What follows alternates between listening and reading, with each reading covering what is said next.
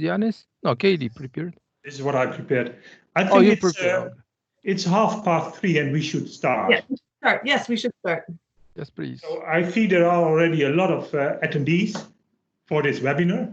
Yeah. And I would like to welcome everybody to be at this webinar. And it's interesting. It's interesting that people are joining all over the world.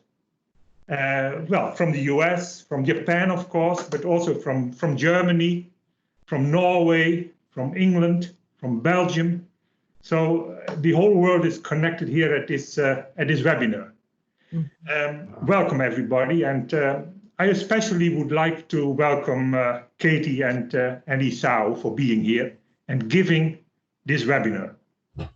The structure of the webinar will be as follows. I would like to ask you, the attendees, not to use your microphone and your video. If you have any question, please use the chat box of this site of MS Teams.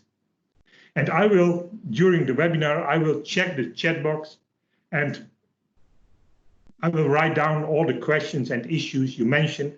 And at the end of the webinar, 20 minutes, it will take about 40 minutes from Katie and Isao. After that, we will have time for questions and answers, and I will moderate that session using your questions. First, I would like to give a small introduction. And perhaps you know Katie and Isao quite well.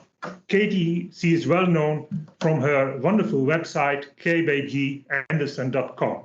It's a very instructive website, and if you don't know it, please check it. She is specialized in developing organizational and individual capabilities in problem solving, strategy, and leadership. She gives lots of workshops and coaching sessions, and she has more than 20 years experience. And recently, and she will tell about it in a few minutes a little bit more, she wrote the book, Learning to Lead, Leading to Learn. And that's about all the lessons she got from the Toyota insider, Isao Yoshino, who is also here. Welcome. Thank you. Thank you. Yeah, Isao was 40-year manager at Toyota, and it's interesting to see what he did in these 40 years. He had various management functions, positions. I've counted more than 10, 11 management positions. And you were involved in important continuous improvement routines and projects of Toyota. And an important routine in which you were involved is Hoshin Kanri. After that, you were involved in NUMMI, and NUMMI is the first Toyota factory outside Japan. And you were involved in CANPRO. And CANPRO is a training system for managers to positively act within the Hoshin Kanri structure. So this is a kind of short summary of your CVs, and I'm happy that you are giving this webinar. I'm also happy to know you already 3 years, and that we got a kind of friendship. We got a good friendship. You visited, both of you, you visited the HAN University of Applied Sciences a couple of times, gave workshops, gave seminars, and now we are doing it for the first time in a virtual way. Let's start with the webinar. I would like to start with one question, and then Katie, you will take it over for about 40 minutes. And my question is the book. You call it Learning to Lead, Leading to Learn. And I've checked the internet, and I saw that there are also other books mentioning learning to lead, but not leading to learn. So probably the title is a kind of summary of the book. Can you tell a little bit more about the book, and then please continue with the webinar? Sure, great. Yours. Great. I'm going to pull up my slides, screen share.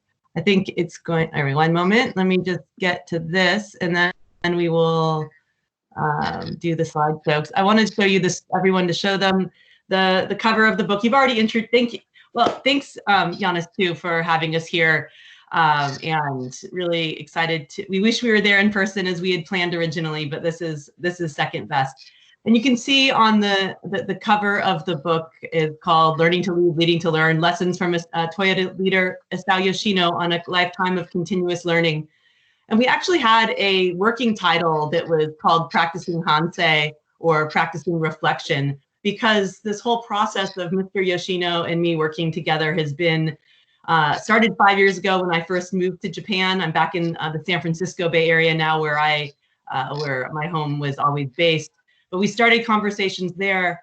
And then 2 years ago, we really started with purposeful intention of working on a book together.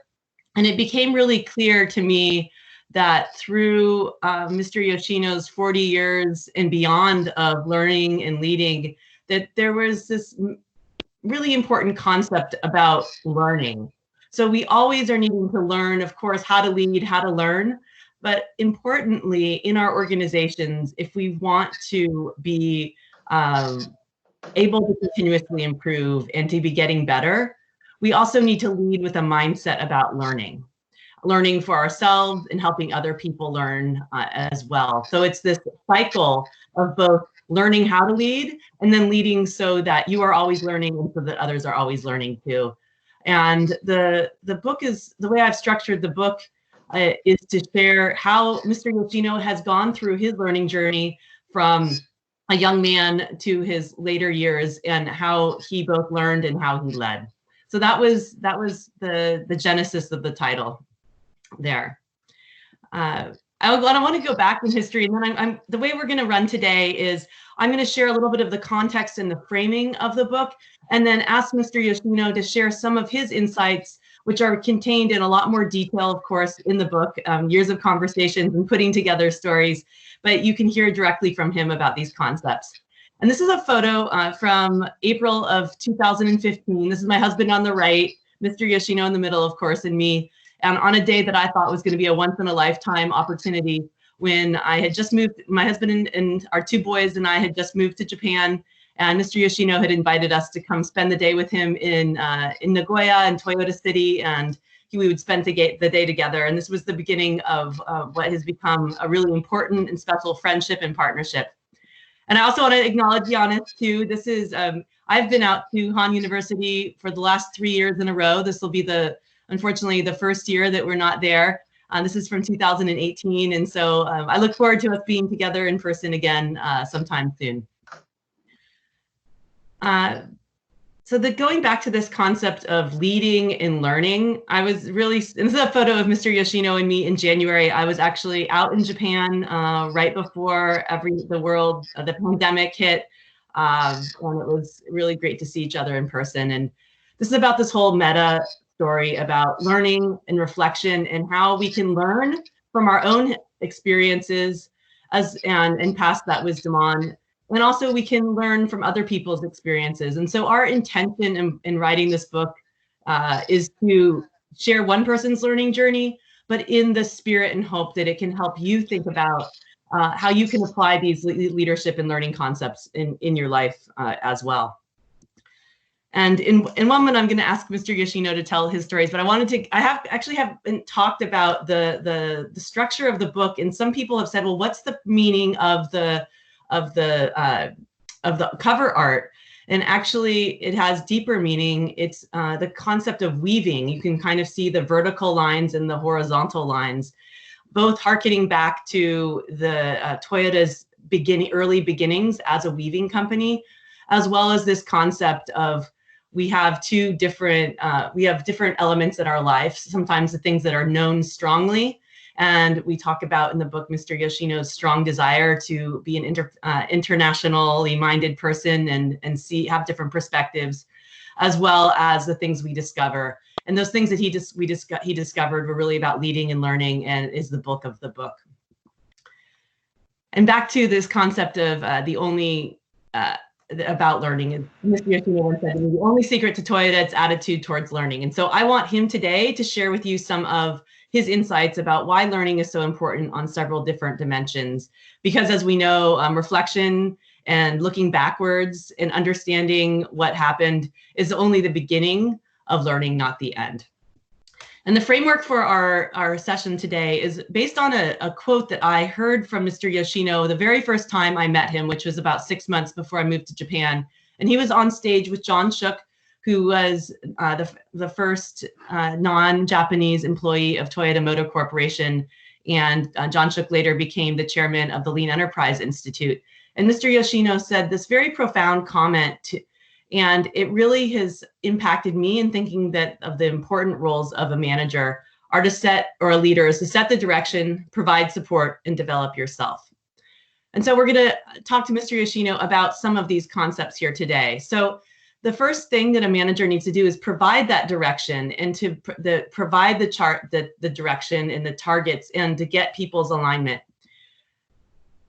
Mr. Yoshino, I want to turn to you and talk about some of your experiences at Toyota, about how you learned the importance of setting targets and setting directions. I'm specifically thinking back about your time when you were helping support the senior executives learn how to do Hoshin Kanri, or strategy deployment, and how the importance of having conversations up and down the organization, and to be able to connect on what are the most important targets in the organization.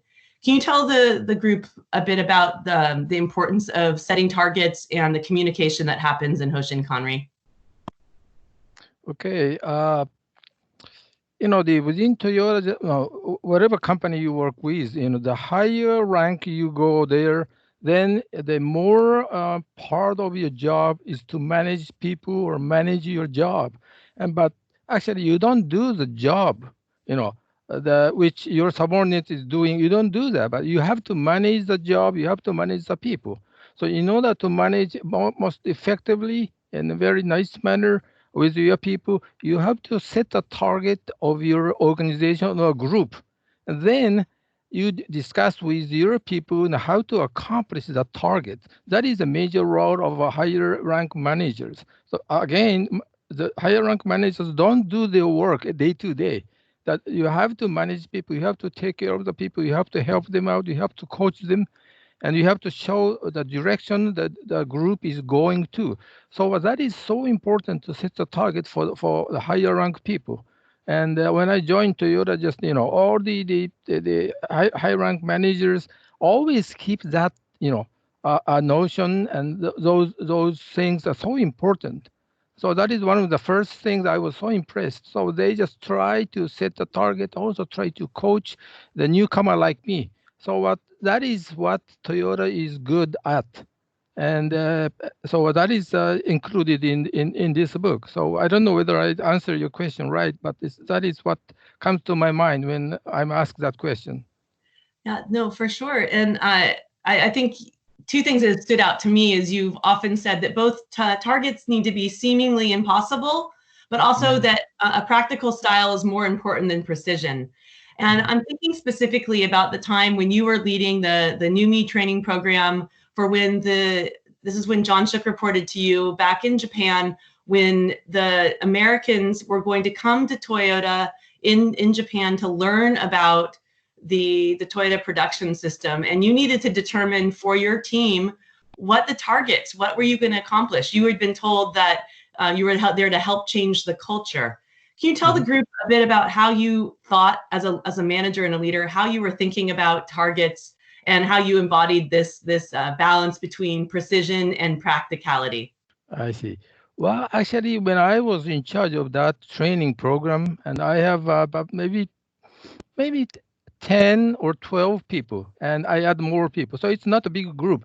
And so I was not so sure about, at the beginning, we are not so sure about the clear target of our team, because everything is new to us. Nobody else within Toyota has ever had the opportunity to train foreign people and on the Toyota production system or Toyota concept. So all what I have been given is that, oh, Yoshino, so you become the manager of the training group, and you train them. And that is not target, that is the mission. So I was wondering, what is the target of our group? And some people say that, okay, you just help. No, you would change. Your group is going to change the culture of this new joint venture. But that is not the target because we are not employee of that joint venture. We is at Toyota, and we received all those people. So I was wondering what should be our target in our training program. Then we have some discussion. I just discussed with myself, and then came up an idea. So then my target as a manager of the training section is to help newbie trainers, newbie people, and to experience, to receive lots of experience while they are staying within Toyota for 3 weeks, and they just start learning. They started thinking about how to create their own company policy or own way of doing things, and what are the learning from Toyota from the 3-week training. So if each people, we received 30 people in one group. So each people of the 30 group have a clear-cut, target of their own when they return back to California. Then that is good. That is our target. We have to help them to find some target to attain when they are back to Japan. No, back to United States. So that is our target. But it does not come to me right away because we just started framing so many millions of things to do. So we just discuss, we just talk it over, and we just think about, ask ourselves, and then the conclusion is that we have to make them feel happy visiting Toyota in Japan, and given an opportunity, and then they voluntarily come up with their own target to bring back. And if it is clear-cut, it is visible when they leave Japan, then our target is attained. So that's how we started thinking about a target. So again, just like Katie said, that target should not be too sophisticated, but simple is the best.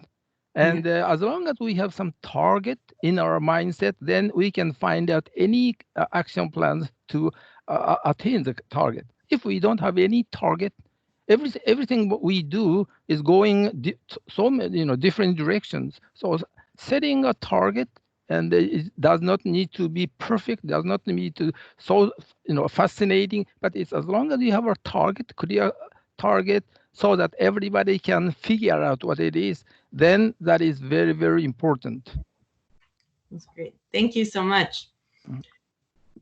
One of the really special things that I have enjoyed learning about your experience of being a leader and a learner is how you really embodied this concept of a leader setting a challenge, but also providing support. And I like to call this challenge and nurture. So, we said that the managers need to set that challenge, need to set that target, the seemingly impossible target sometimes, to help elevate people's thinking about what new possibilities could be. But really importantly, also need to balance that with the concept of nurture and support, and helping their people to learn and to develop, while at the same time not taking over the responsibility of doing everything and telling everyone what to do. So the second part of a leader's role is to provide the support. And Mr. Yoshino, I thought you could tell, this is so much of who you are. And I loved this comment that you made to me one time, that my role as a leader was to help others develop themselves. And to me, this really speaks to the concept that leaders don't necessarily own the actual learning. That is the responsibility of the individual, but the leader and the coach is responsible for creating the conditions for somebody to learn, to become more capable and more confident. And there's so many examples in this book and in your lifetime about this, but I thought that maybe you could share one example, particularly thinking about how when you were developing the NUMI training program, how you were thinking about both developing your team like John Shook, but also how you were thinking about the most important way for people to learn who are coming from the United States to learn this whole new way of being. How did you create conditions for their learning?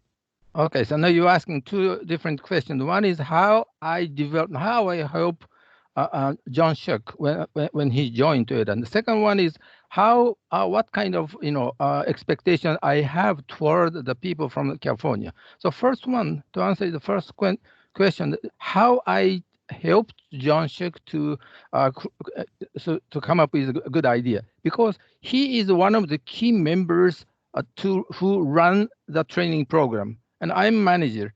So I am not doing all those detailed things myself, but John and my team is doing every single day. So my job is to help them to do their job more efficiently and more smoothly and more intentionally. And so my job is to listen to them to find out what is the best way for them to do their job in a perfectly manner.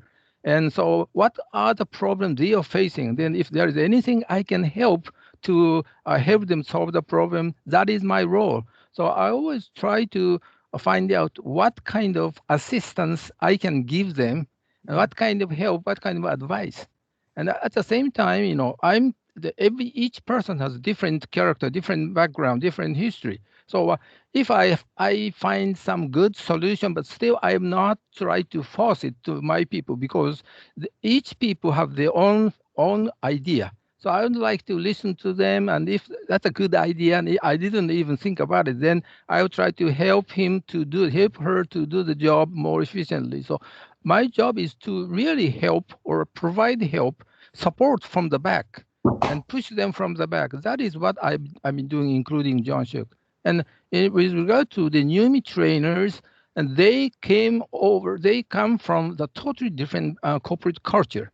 And so they come to Japan for 3 weeks, so they don't know anything about Toyota. So my important job is to help them feel it by themselves. So we don't force them to learn something, forcibly, but we just provide all kinds of opportunities to them so that they can take a look, talk to them, and learn by themselves, touch it, and just ask questions to those people. And they learn by themselves what the major difference between GM style and Toyota style. And I want them to learn by themselves. So all my job is to make sure that we can provide all the possible assistance to them while they are staying in Japan. So that is what was believed to be my job. And I don't know whether I can make it perfect, but I was trying so hard. And so I think including me and John, all these my staff members did a great job in making it happen. Yes, and one of the things that really stood out to me is that it wasn't just classroom training that you were doing, but really, the shop floor training where they were partnered with, some their counterpart from Japan to really walk them step by step, and so that they would learn by doing and to experience it all themselves. So opposed to forcing them and just telling them this is what the Toyota way was, they got to really experience what the culture was and what happened on the shop floor when people needed help and managers came in to do that help, and how powerful that setting those types of conditions for learning are, rather than just trying to do like a classroom training program. That's right. Thank you so much. I also thought that you could talk about this concept and your favorite motto about making an extra effort, how important that is for people. And you've done this throughout your life, and you had leaders who've done this for you as well. But what really stood out to me was this experience in your life that ended up only being a 10-month long period where you really went over and beyond your role to do things that were not necessary to do your job that you were assigned, but to do things that were really meaningful to your people. And I'm specifically thinking about the Nagoya office after you had lived in the United States for 4 years in the mid-1980s, and you came back in the early 1990s, and how you saw that these people had not really had much opportunity to see the world beyond Nagoya and the things that you did. Could you tell the group here about the aesthetics program and some of the unnecessary but meaningful things that you did to help to support your people's lives? Okay, it was my, I don't know how many times I just changed from one place to another, but after my life in California, so I was assigned back to Japan, and Nagoya is a big city, 2 million people live over there, and I was assigned to that human resources and human management. So basically it's routine work. So they are working so hard. Very nice people, very nice stuff. Maybe 45 or 50 people working for me, and so my job is to make sure that they are doing all those the routine job very precisely and most effectively. But I found out that they are such a nice people. However, I want them to enjoy their Nagoya life more, more than just coming to work. And because I want them to broaden their perspective, doing so many other things. So it was not my job, because my job is to make sure that our routine work goes smoothly. But I decided that it's routine work. So I decided maybe just my assistant manager doing pretty good. They are very much respected by people. So maybe I don't supposed to do any of that, the manager work. So maybe I'm going to train, or I'm going to provide some opportunities for them to learn more, to expand their experience more outside of our daily work. So just like Katie said, that aesthetic program is a kind of crazy title of my personal training program, which is a change yourself program. So I just provide all kinds of some crazy idea, and makes them enjoy their life, and expand their footwork. And so anyway, so it was not my job. It was not necessary as my job. However, I believe it was very meaningful. It's productive, and also they liked my idea very much. And also they like, this is not Mr. Yoshino's job, but however, he spends so much time and energy in to help us to develop ourselves. So what I was enjoying very much the way they enjoy themselves. So what maybe you can, when you take a look at this book, and Katie just detailed, wrote so much details about what I'm doing. Anyway, so that is, to me, that an extra effort. It's not a big deal, but I just come to the office and talk to the people. That was my job, make sure everything is okay. But my that creating that aesthetic program is my extra effort. It's not necessarily effort, but extra job, informally. So, but it made a lot of difference. And so at the end of that program, 7 months later, I saw huge, not huge, but some changes taking place on my people. They are more positive, more not aggressive, more open-minded, and so a lot more smiles on their faces. So which means to me a lot as a manager. So even though it's not my formal job, but I was so happy that I just came up with that crazy idea. But the people think it's crazy, but it's okay, because it's, as long as people are happy, doesn't matter they say about me just crazy manager, but it's okay because people enjoyed it. So that's what I mean. Extra effort can make a difference. Thank you. And I'm going to share some of the extra efforts that Mr. Yoshino is referring to. Is that he would every week he would write an essay and talk to the people about what that meant. He would take groups of them out to dinner on his own. He would pay for them. And amazingly, he also went out to all the airlines and got 22 round trip tickets for people to go fly out to international locations like Europe and elsewhere. And so for free, because they didn't have the means to be able to do that themselves. And he convinced the airlines to donate these tickets. And that is really, to me, that's like really an amazing experience or example of what it means to go out of the way. And that was a really big example, but there were little things too, like taking people out and talking to them and giving an opportunity to see other things. So there's a lot more in the book, and you can learn some details. And Mr. Yoshino wrote a booklet too, describing the program for his staff. And it's an amazing story. And think about what are some of the things that maybe you can do in your own organization as well. Mm. I also wanted Mr. Yoshino to talk about something that is really important, I think, for those of us in the West who are trying to take the concepts of Toyota and apply them in our organization. Oftentimes we get really focused on what the tool looks like or the format of an A3, or are we doing it exactly the same? And one of the things that I knew before, but really has been impressed upon me from my conversations with Mr. Yoshino, is that it's not the tool that matters, it's the principles behind it. So we get very hung up on doing things exactly one way, where in fact, sticking to the exact rule or format is the thing that's the most important. It's about the principle and the thinking process. And Mr. Yoshino, I think that this quote came out of when we were talking about the ConPro training program, which was teaching 1,000 of Toyota's most senior managers how to do Hoshin and how to use the A3 format for thinking. And you were reviewing thousands of these documents, and you had this comment that one of the leaders, his A3 wasn't looking like other people, and you brought this up to your boss, Mr. Segura. And maybe you can tell the group sort of what you learned from his comments back to you and how that made you think about A3s. I see. Okay, so I believe all of you just are familiar with A3. A3 is the same. No, Europe and Japan we use the same format. You know, A3 is 2 times as big as A4. Anyway, whenever we just put something important on the document, we are advised to make it A3 size.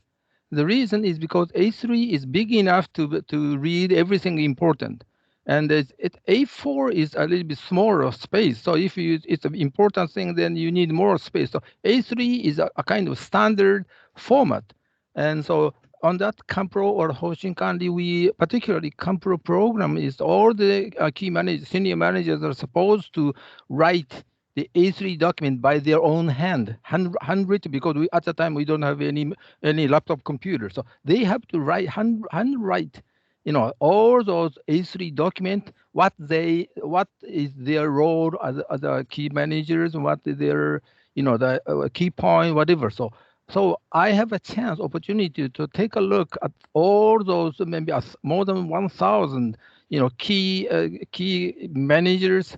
They wrote all the A3s. So I have a chance to take a look at it, and I was so impressed. You know, some people very good, beautifully illustrated and beautiful written document. Also another smart manager also, but he wrote very too simple, a lot of spaces. So one day, just I came up with my boss, Mr. Sugura.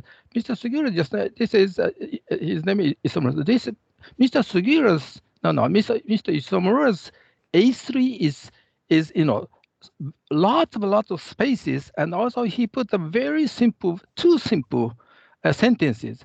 You know, very short, you know, small sentences, but you know, so much spaces. But do you think it's okay?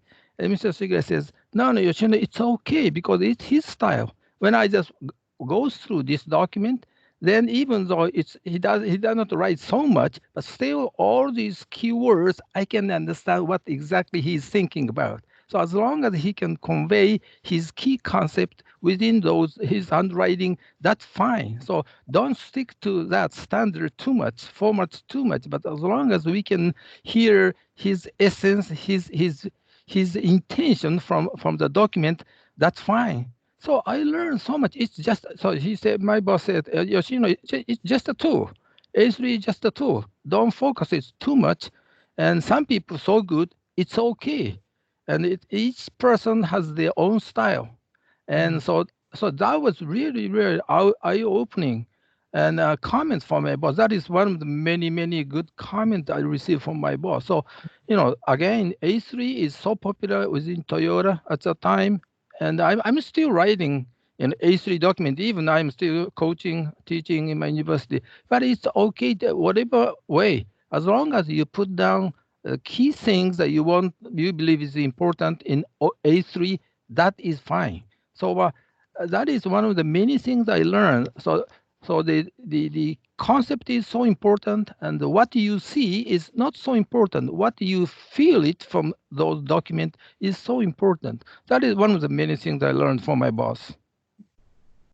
Thank you. And this is a good segue into the concept of the leader's role is also always to develop yourself. And you and I have talked about how developing yourself is also a path to developing yourself, because when you're helping other people learn to lead and learn to learn, you have to adjust your own style to match what's best for them. And it requires us as leaders and coaches to always be thinking about how do we need to improve ourselves to help someone else the most. And I was thinking you could share some of the things, or one thing that you learned from Mr. Segura that really stood out for you, and about this concept of never stop learning and growing. And this is the same time you were working at ConPro and also supporting the senior, the top management's annual Hoshin process. And I remember you telling me how surprised you were that Mr. Segura asked so many questions and seemed to be really interested, even though he's a senior executive, in what other people were saying. And that impressed upon you really the importance of being open to learning. And this is this concept of learning to lead and then really leading to learn. So always being open to learning, and how Mr. Segura did that through asking questions. Can you talk a little bit about what you learned from Mr. Segura there? Okay. Mr. Segura is not a good speaker, but he is a soft-spoken, but he does not talk too much. So when he just asks some key questions to the very high-ranking officers who is not so good at talking, because most of the engineers are not good talker. So they are slow and they don't talk much. So then Mr. Segura tried to warm up. So he just talk about the weather, talk about something else, and before they started the key things. He's pretty good, very slowly, but it's very good, very smooth, and start very smoothly. So I was so impressed. And when he talks to some other, good speakers, strong-minded, good speaker, and very, very hardcore, engineers, and they are so confident, then they are a good talker. Then Mr. Segura does not say much. So he just says something very simple, and then it triggered him to speak up. So I was so impressed with the way he just handled all those things. So he just tried to put his pace to matches to the people he's talking to. And so that is one of the things I was so impressed with him. And also, whenever he has a chance to go to some seminars or to something new, then when he returns back to the office, he just spends maybe 10, 15 minutes, only short period of time, and share what he have learned to us. And so he just wanted to share the information that he got. And also he just talked about all those learnings that he has. And also he shared with us and asked a question. What do you think about this? So he always tried to ask me my questions, my answers and my comments. So which is nice, because it's not only one-way talk from Mr. Segura to us, but he is trying to help us to think it a little bit deeper. So that is one of the great things I've learned from him. There are so many things I learned from him. You can take a look at Katie's book, and I talk many things about him. Yes, and also really importantly about this concept of failure and how linked it is to learning. So if we're any concept of learning, we're going to make mistakes, we're going to fail. And this has been an overarching theme of your life too, from small mistakes and little failures to things that were big failures. And this mindset that failure isn't failure if you learn something important that you could never have learned somewhere else. And you've often said to me that, maybe 20-30% of your career was success and good times, and the rest were challenges and some failures. How do you think, how have you approached this concept of failure as it relates to learning? Well, actually, failure, if you do something, nobody is perfect in this world. So we make mistakes, not intentionally, when we try our best to make it happen. However, very often we fail. So failure happens all the time. One of the good things about Toyota's culture is that when you you fail it, you make some failure. When you do something, your boss will not accuse you. Will not criticize you for the failure. Instead, he said, "Oh, you tried, but you failed. But we have to figure out what was the cause of the failure." So that is one of the great things about Toyota. So I have never heard anybody, the big shot, just blame somebody for the failure they make. So which is great. So because everybody knows that failure is a great reservoir of some learning.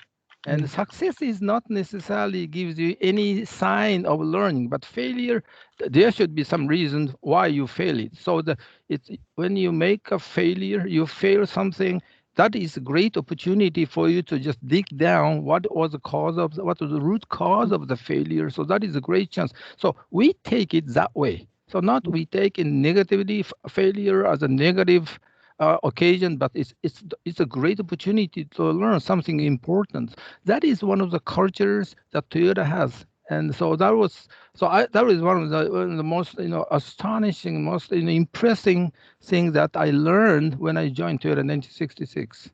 Yes, and there's so many stories in the book from Mr. Yoshino's very first months at Toyota, and some mistakes and many little failures that he made, and how the leaders responded, all the way up until the end of his career, when he had a business idea that ended up costing the company $13 million. And you can learn so much. Mr. Yoshino has been so reflective and looking at how he could learn from that experience, and the organization also was interested in learning from the failures. And that's the real cycle of that plan, do, study, adjust, that reflection and learning then helps us understand what are we going to do differently in the future. So I've really come to learn that learning is never perfect and it's never complete. And I feel a little bit about the same way about writing a book. Mr. Yoshino and I talk every week, and he keeps remembering even new things or new angles. And so we laugh and say, maybe we'll have to do another book afterwards. And I wanted to turn it over to Jannes now. Well, first I want to challenge you to set your intention, to think about one thing that you're going to practice to improve as a coach, as a leader, either in setting direction, providing support, and then really around this concept of developing yourself and how you're going to do that. At the end, I'll share contact information, and just wanted you to know that the book is available for pre-order, although unfortunately in Europe and other regions, you can't pre-order the paperback, but you can with the ebook, but it will be out next month for sure. I'm going to stop the sharing now, and we'll send these slides out to everyone, because we wanted to open it up to questions and comments from that Jannes will moderate. Okay, well, thank you very much for the lessons, and I especially enjoy the idea of a manager. The manager should have the will to learn from others, and I think that's a major thing. What you are telling, the will to learn from your subordinates, the will to learn from your colleagues. I think that's probably most important. And I remind one of your stories that we spoke with managers, and the managers were telling to each other that there was a conflict between two different department managers. They didn't want to speak with each other, and you said, well, that's a big opportunity to get a discussion. And so I think that's nice. We have a couple of questions, and one of the questions is coming from Peter Beyer. He says, well, it's about the target setting. And targets, they are coming from the strategy. So the strategy, it's very important. From the strategy, company strategy, then the deployment is coming. Is there a tool? That's the question. Is there a tool to define the company strategy? So what is the Lean tool? How is the company strategy set? Is that linked to Lean, or? Well, so Isao, I think you should answer this, but maybe I'll put it in some context that it's less around the tool, but more around the process of communication for Hoshin. So maybe we can talk within. Yeah. Well, so you're asking me? Yes, asking me? You are in the Hoshin group. Okay. And well, how did the company decide for the strategy? Okay, target is a target that the place where you want to be. And strategy is not necessarily target. Strategy is the steps, the phases, the approach way, how to reach the target, how to attain the target. So strategy is all the ideas and the plans. And so that's two different things. So you're asking me how Toyota set the target. target is, as you know, the target is decided by the need, by the necessity. It's, so necessity is of course, if you are second, you know, number two, and you really need to be number one in order to survive, then your target is to become the number one or close to number one. That is, it's come from the necessity. So then the strategy is how to make it happen. So that is, so strategy and targets is two different things, I believe. I don't know whether I can answer your question or not. So it's two different things. So we should discuss in a two different manners. So strategy is, there should be many strategy, many kinds of strategies to attain that goal. And within Toyota, I was not heavily involved in that strategy making a department. I was one of them, one of the members. But strategy, just usually strategy, the key strategy come from the top management, but the details of strategy, there should be some grade of strategy. So top management strategies, and then come from the top management. Then it comes down to the next phase. The strategy is, you know, there are so many ways, many approaches, so many phases, so many routes, and so many whatever. So that is two different approaches. That is all I can say. I'm sorry. Okay, then when you have an old school of managers, how do you make an old school of managers aware that a lean type of leadership is more effective? This question is also coming from Peter Bayer. Oh, so what is the old style means? Well, an old style of, it's the boss, he tells you what to do, he doesn't ask, I see. he knows everything. I see. Well, you know, well, I don't know whether leadership. Well, I don't know whether I am in the position to answer that question, because I'm just small-time manager all my life. So, so I don't know. But you know, the it's old style is that big boss that decide everything. Yes. And even action plans to attain the goal, they decide everything. Then maybe because the guy, top manager or top rank or the president has gone through all kinds of experience. That's why he believes he knows everything. But you know, the people working for the big shot has different character, different experience, a different way of thinking. So in order to make them work most efficiently, the big boss needs to listen, needs to hear, needs to listen to them more carefully. What could be any other strategy, any other plans, besides the president believes it is important. So within Toyota, just top management gives the all the key target, but how to attain it, which means strategy. Strategy does not necessarily is a job of the top management.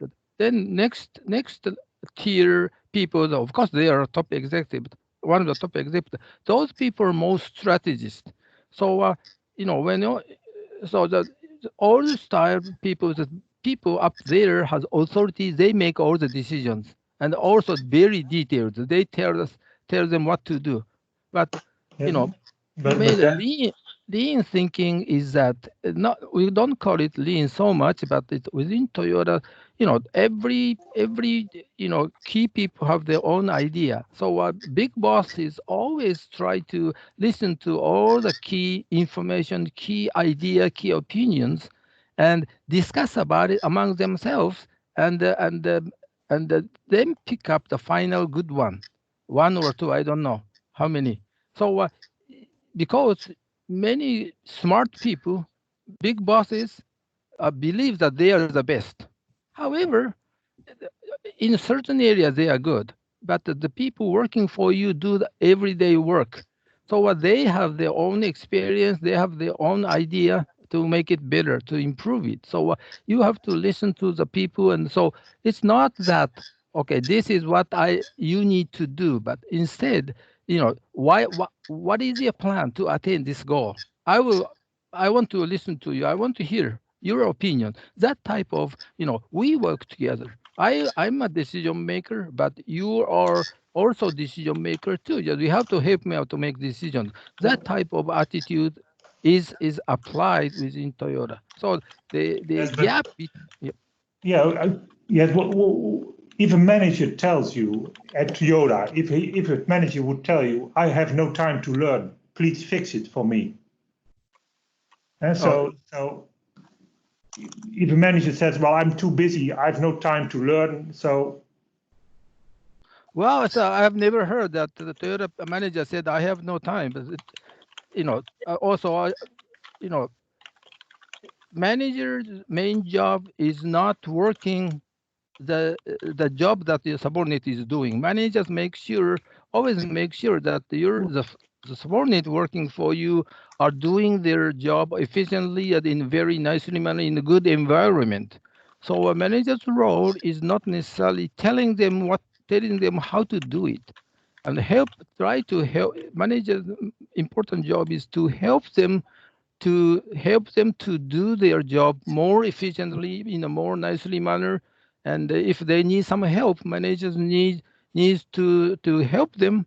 And that is the major role of managers. That is our understanding of the manager's role within Toyota. So it's not good or bad, but that is one of the core concepts within Toyota. And I believe it's pretty good, I believe, because if you tell your people how to do it, then you take away the ownership, take away the opportunity that your subordinate will develop their own style. So if people are very creative, that you take away the chance for them to use their creativity. So and also sometimes the big bosses away from the daily work, then sometimes they make mistakes, but even though they don't recognize they make mistakes, sometimes it happens so often. So you have to delegate the right, not right, but delegates the opportunity to come up with a better idea, better process, better approach. You have to tell them, you have to listen to them, then you together make decision. That so is. Yeah. Mm. Jannes, could I add something? Because I think Mr. Yoshino did have some experiences at Toyota that there were managers who did say, "I have no time to learn," or told people that was the exception, not the standard. I have never heard that. I heard the manager said, "I have no time to listen to you," but no, well, I'm thinking of your bad boss, Mr. Yoshino, who in the office because most of the managers, I used to work for good boss and bad boss, but still bad boss, worst boss, but still he did not say, "I have no time to talk with you." He still have some time. So that is a kind of culture, and I'm not saying that is good and other people is bad, but no, but that is type of culture that Toyota appreciated very, very much, because people, it doesn't matter where the rank is higher, the lower, but it's human being. So we have to respect people, each people. So that is the base of our way of thinking on the base. So what you are saying basically is that learning and listening to others is also an issue of having respect, and respect is an important word in Toyota. Right.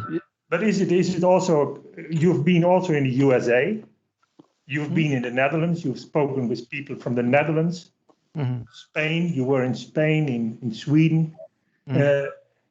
Do you think there is a cultural issue? And basically this question comes from Richard Westerman. So, sorry, just is it a cultural issue that you say, well, having respect is typically Japanese, or learning? Well, it's not necessarily Japanese nationality, but it's a matter of personality. It's a matter of a way of thinking.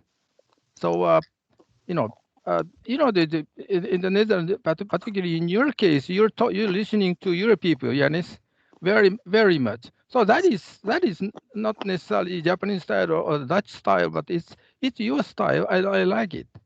So because you just talk to them, you listen to them. So that is same thing with us.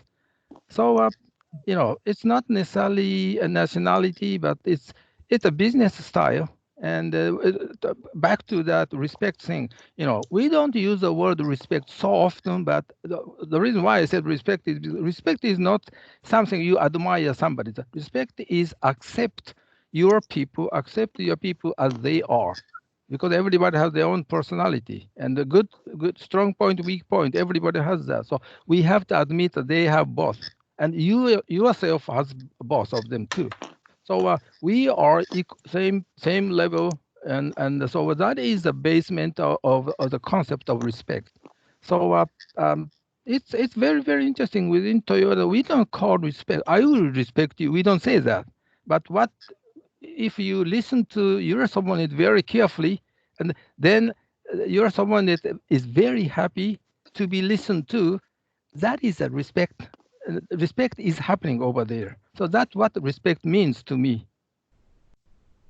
So I don't know whether I answer your question, your questioner's question, but that comes to my mind.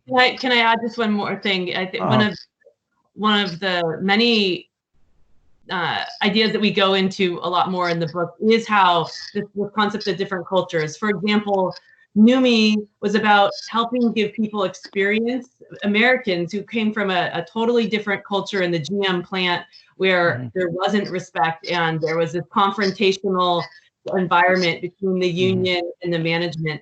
But through this process with Toyota, they came to see a different way of learning, and they were able to change their own culture within an American environment.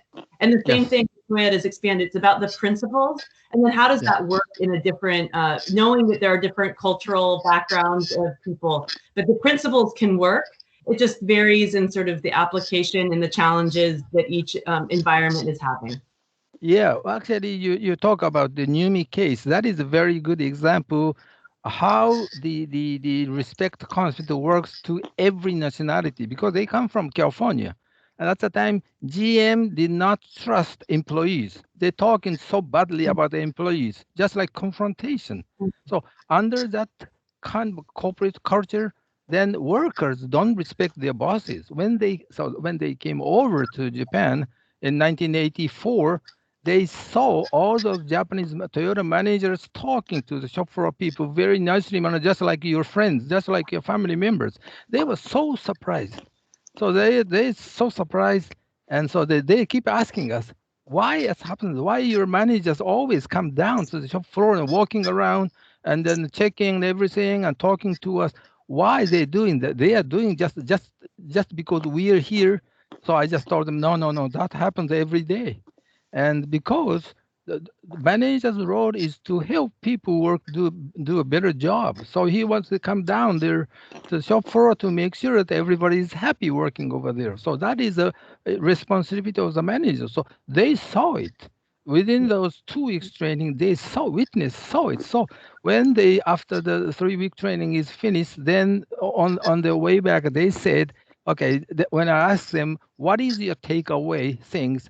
Okay, definitely when I come back to California, I'm going to treat my people equally. I'm going to talk to them more carefully than before, because I saw it, what's happening over here. They are so happy. So I would like to make it happen in California too. So that is the answer to the question, to the question that you are talking about. So it's not the nationality, it's a corporate culture. Then who makes that corporate culture? It's everybody creates a corporate culture. But managers has some authorities. Sometimes managers are so important to create the very open-minded culture within that organization. Thank you. Okay, we are almost at the end of this this webinar. I think it's a nice closing remark which you made, and it's all about learning and having respect, and these two are connected with each other. Well, Katie and Isao, thank you very much for this webinar. Katie, you are giving an MS Teams workshop at the 3rd of September. Yes. Do you want to say something about that? Sure. So thank you. I'm looking forward to we're doing a 90-minute remote workshop where we'll be taking concepts from the book and discussing some of the stories, but also helping you translate some of these into your own practices. What are these leadership practices that you can take on to help create learning to lead and leading to learn? So, learning from the past, but now helping you think about how are you going to apply this into your organization and your everyday job. So I look forward to you joining us there. Jannes and group will send out more information. Yeah. I will take care that all attendees will get the information of the 3rd of September. There is on the chat, there is a link to an evaluation form, and we would appreciate it very much when you write down something in the evaluation. Also, some comments or ideas or questions, please put it in the evaluation form, because then we can do something with it. And as you know, I'm very happy that Katie and Isao are more or less, I would say, part of our Lean HAN QRM Center, and we are more than open for follow-up issues.